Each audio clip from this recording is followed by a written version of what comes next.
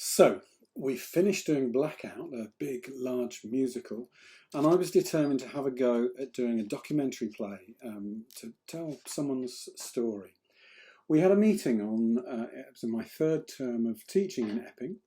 This was the group who met, and this lovely group of people who were all selected by me from the group who had been involved in Blackout, and I felt they would be a really responsible group to move this project forward. I think it was a group of about 15. We had a meeting and I said to them, what should we write a play about? And we came up with this list. On this list is someone growing up from birth, school reunion looking back, Oliver update, someone going to school, parents looking back, families rich and poor, where there's a will, kids at school, historical event with implications from the 60s, Karl Marx, unemployed, being disabled, different, dignity is valuable, but our lives are valuable too. Euthanasia.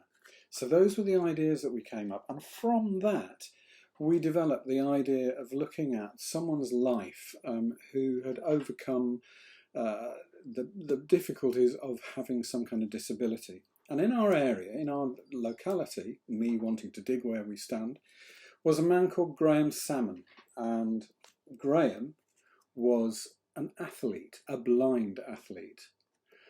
And so we decided that we would do his life. This is one of my favourite pictures of Graham Salmon in the starting blocks.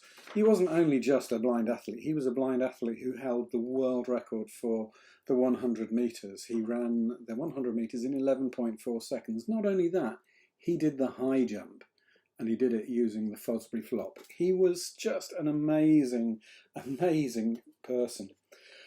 So I went to meet Graham, had an amazing evening with him, and he came to see some work that our youth theatre did, just improvised, based on the stories he'd told me. And then we decided, yes, we would do this. So we went about interviewing him, his family, his school friends, his neighbours from school, obviously his mum and dad, his sister, his PE teacher up in Edinburgh, and myself and the cast went all over the country. We even went to London Moorfields Eye Hospital to meet an eye surgeon to find out about the eye surgery, and wrote down about 20,000 pages of transcript. And once we'd done that, we started to turn it into a play. And Matt Allen, he became the Graham in our play, and they became great friends. And the ethics of this for me were that Graham should be involved in every second of had the right to be involved in every second. He could come to rehearsals, he would want to come and support us, he'd check the script, he has the right to change any of his lines, and any of the other people had the right to change any of our lines. And collaboratively, the youth theatre and myself put this play together. Then we cast it with a different cast to those who had written it. And playing the young Graham Salmon was Benji Shepherd, who is now more famous for being Ben Shepherd I think he's on GMTV and various things. We started to stage it. Obviously, we had the difficulty of staging a 400 metres race, and we didn't let that put us off. We will find a way, and we did. And we did it in all sorts of different ways in different productions. Abbey National, Graham's employer, sponsored us, so we managed to get some lighting equipment for our little drama studio to perform the play in.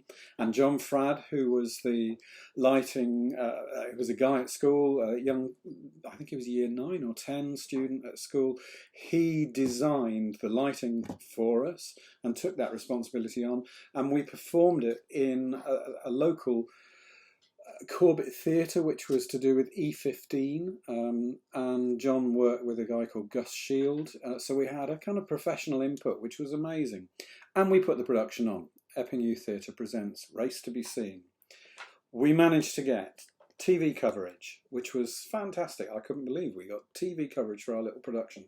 We managed to get a great review in the Times Educational Supplement.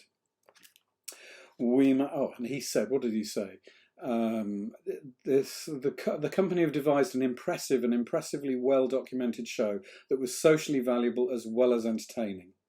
They have all had to think through what it means to be blind, and as a result of their work over the past few months, have issued an open invitation to any disabled young people to join them.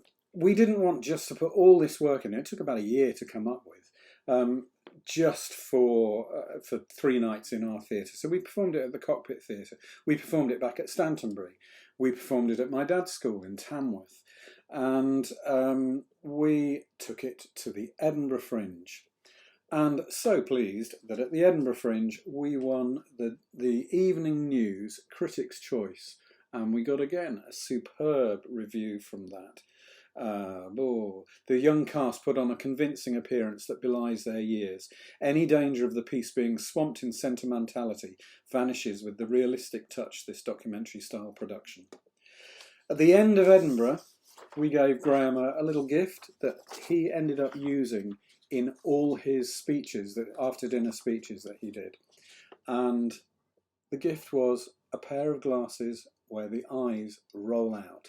He couldn't believe the cheekiness of the gift, and it was one of the things that summed up our relationship.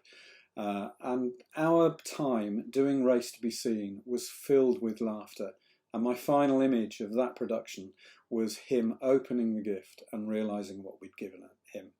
That was very much the beginning of my journey to documentary theatre, and after the production it was published by Longmans, which was a Harlow-based publishing company.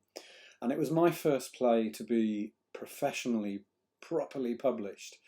And that set me on the road. And although we had songs in the play, I must mention Paul Service, because he, as an adult, was supremely supportive in setting it up. We had the production, the songs professionally recorded. And Bernadette Chapman and Matt Allen, who sang the songs, did a fantastic job, and Paul arranged them. And Graham played guitar on them as well. He wrote some of the lyrics, and it was just one of those things. For me, it was the last production where the music was the focus. And gradually, as we went through, I realised, actually, it's the script here that is going to be the thing that will make it. And from this point onwards, there's one production in between, but from this point onwards, I become much more interested in the scripting of plays and certainly using real people's stories. So, Epping Youth Theatre, this was production in my term. We started in term 3 and my year 2 of Epping Youth Theatre. How to follow it up? That was the problem.